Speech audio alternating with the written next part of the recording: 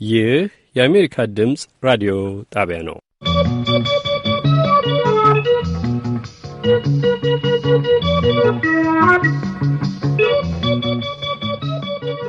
በትላንትናው ዕለት ይፋ የተደረገውን የጠቅላይ ሚኒስትር አብይ አህመድ የዘንድሮ የሰላም ኖቤል ተሸላሚ መሆን ዜና ተከትሎ ከዓለም ዙሪያና ከሀገር ውስጥ ከተለያዩ አካባቢዎች የተሰጡ ምላሾችና አስተያየቶች የዓለም አቀፉ የሰብአዊ መብቶች ተሟጋች ድርጅት አምነስቲ ኢንተርናሽናልና ሌሎች ምላሽ ዘወትር ቅዳሜ በዚህ ሰዓት በደሳለኝ መኮንን ተዘጋጅቶ የሚቀርበው የሙዚቃ ቃናም ከሳምንቱ ምርጥ እንግሊዝኛ ዜማዎች ጋር ሊያማሸን በመጠባበቅ ላይ ይገኛል። ጤና ስጥልን እንደምናመሻችሁ ክቡራትና ክቡራን አድማጮች ከዛሬ ቅዳሜ ጥቅምት 1 2012 ዓ.ም ልዩ ዝግጅታችን ጋር አስተናጋጃችሁ አሉላ ከበደ ነኝ። አቀናባሪ ብርሃን ኃይሉ ናት። በቅድሚያ የሰዓቱን የዓለም ዜና።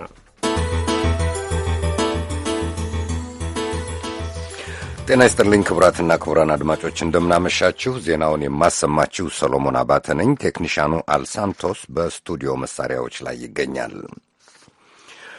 ጠቅላይ ሚኒስትር አብይ አህመድ የዘንድሮው የኖቤል የሰላም ተሸላሚ መሆናቸውን ዩናይትድ ስቴትስ እንደምታደንቅ የውጭ ጉዳይ ሚኒስትሯ ዛሬ አስታወቁ። ከውጭ ጉዳይ ሚኒስትር ማይክ ፖምፔዮ የወጣውና በመስሪያ ቤቱ ቃል አቀባይ ቢሮ የተሰራጨው መልእክት እጅግ የተከበረው የኖቤል የሰላም ሽልማት 100ኛ ተቀባይ በመሆናቸው ዩናይትድ ስቴትስ ለዶክተር አብይ አህመድ ደስታዋን ትገልጻለች ይላል። በአፍሪካ አህጉር ሰላም እንዲሰፍን በመፈለግና ከኤርትራም ጋር የነበረው ግጭት እንዲያከትም በማድረግ ጠቅላይ ሚኒስትር አብይ የያዙት ቆራጥነት ደፋርነትን፣ ጥንካሬንና የአመራር ብቃትን ያሳያል ብሏል የውጭ ጉዳይ ሚኒስትር ማይክ ፖምፔዮ መልእክት። ይህንን ከፍ ያለ ጊዜም ከኢትዮጵያና ከአህጉሪቱም ሕዝብ ጋር አብረን እናከብራለን ብለዋል የዩናይትድ ስቴትስ የውጭ ጉዳይ ሚኒስትር። በሌላ በኩል ደግሞ የዩናይትድ ስቴትስ ዓለም አቀፍ ልማት ኤጀንሲ ዩኤስኤአይዲ ዋና አስተዳዳሪ ማርክ ግሪንም ለጠቅላይ ሚኒስትር አብይ አህመድ ደስታቸውን ገልጸዋል። ይህ በእንዲህ እንዳለ የሶማሊያ ፕሬዚደንትም እንደዚሁ ደስታቸውን ለጠቅላይ ሚኒስትሩ ገልጸዋል።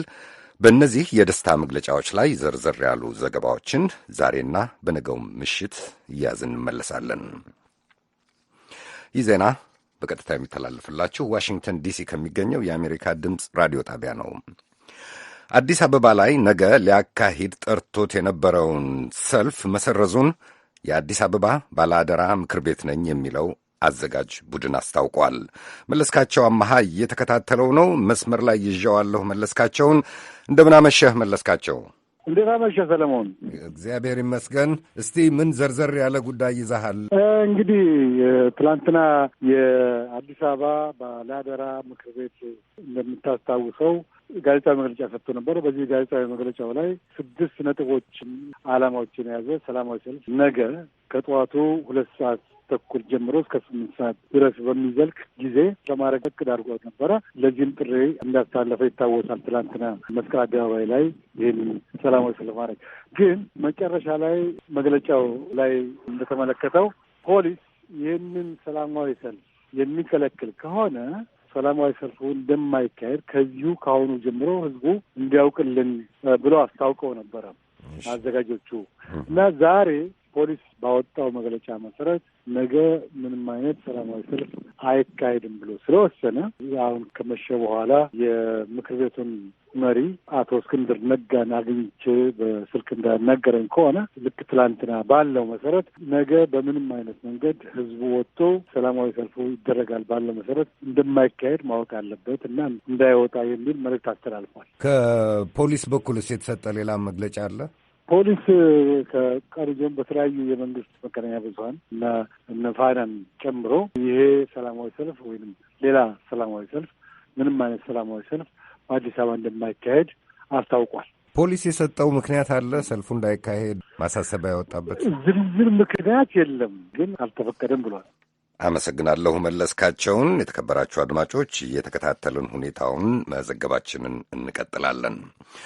በሌላ የተያያዘ ዜና የአማራ ክልልን ከአዲስ አበባ ጋር የሚያገናኘው መንገድ ከትናንት ጀምሮ በመዘጋቱ ለእንግልትና መጉላላት ተዳርገናል የሚሉ መንገድ ላይ ያደሩ ተጓዦች ለአሜሪካ ድምፅ ቅሬታቸውን ገልጸዋል።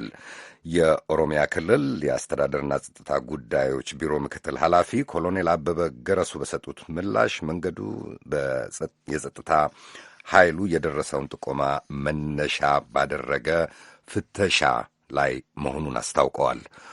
ኮሎኔሉ መንገዱ ዛሬ ከሰዓት በኋላ መከፈቱን ቢገልጹም ተጓዦች ግን አለመከፈቱንና ፍተሻም አለመኖሩን ነው ያስታወቁት።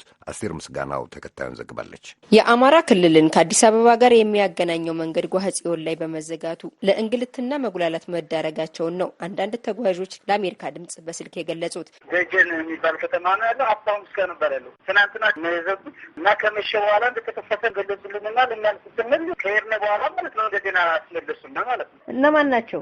ሮነር ያሉ የክልሉ ልዩ ኃይልም አሉ። ብርም ከህዝቡ ይጠይቃሉ። አብዛኛው ግን ያው እየተጉላላ ነው ያለ። ህዝቡ በሚያዋጣው ምግብ ምናምን ነው ያለ። ሰው ሳንቲም እየተዋጣ ምናምን። መንገዱ የተዘጋበት ምክንያት ግን ይሄ ነው ተብሎ የተገለጸላችሁ ነገር አለ? ለባላደራ ሰልፍ እየሄዳችሁ ነው የሚሉ አብዛኛው ሰው ደግሞ በእንደዚህ አይነት መልኩ አይደለም። እነዚህ ጋር ያለ መንገድ መዘጋት የጀመረው የቱ ጋር ነው? ጓጽዮን የሚባል ቦታና ወደ ፊቻ አካባቢ ማለት ነው። በጫካ ውስጥም የታጨቁ አሉ ነው የሚባል።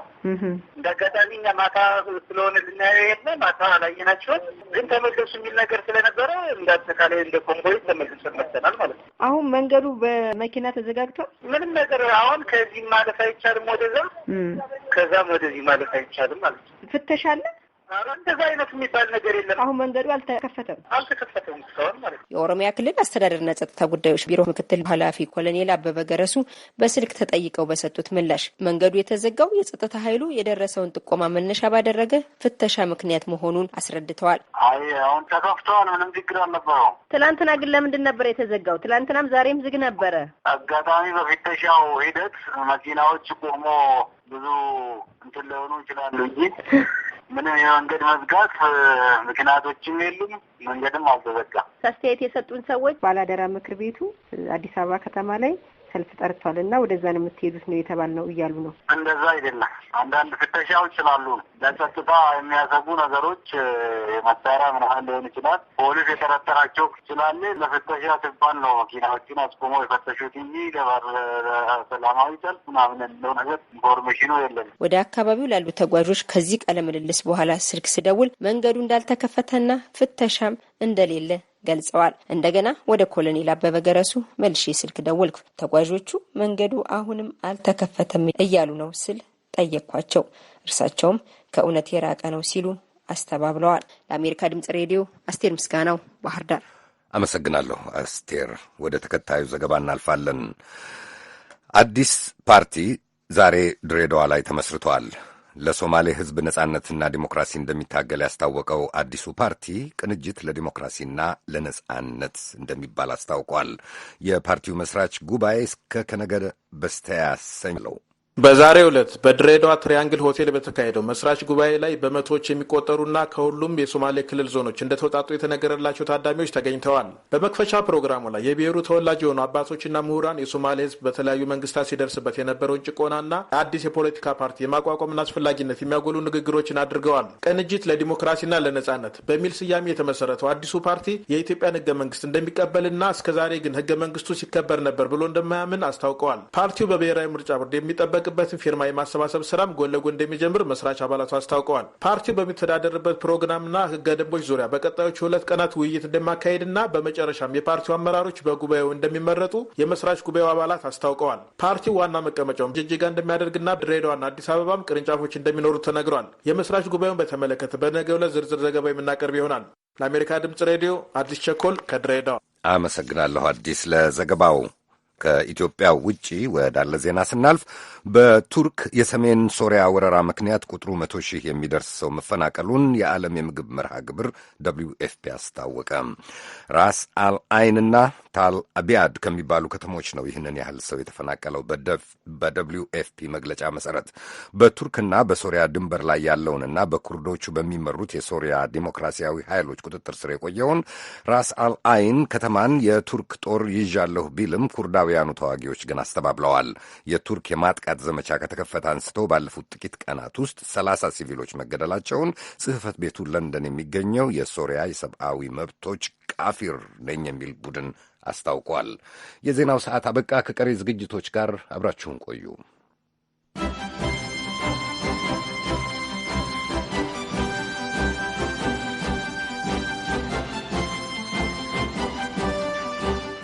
ክቡራትና ክቡራን አድማጮች የምትከታተሉት ከዋሽንግተን ዲሲ የአሜሪካ ድምፅ ራዲዮ ጣቢያ የአማርኛው ቋንቋ አገልግሎት የሚተላለፈውን ስርጭታችንን ነው። የምሽቱ አስተናጋጃችሁ አሉላ ከበደ ነኝ። በዓለም ዜናዎች የጀመረው መደበኛ ፕሮግራማችን